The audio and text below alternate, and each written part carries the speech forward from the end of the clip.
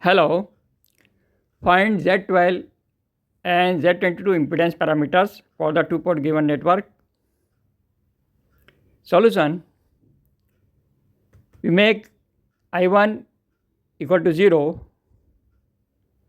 and Z12 equal to V1 upon I2, and we draw the circuit again and divide the current I2.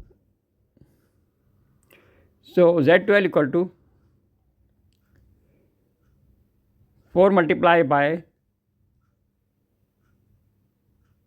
I2 upon 4 plus 2I2, this equal to 3I2 divided by I2. So Z12 equal to 3 ohms. To find Z22 is equal to V2 upon I2, current I1 equal to 0.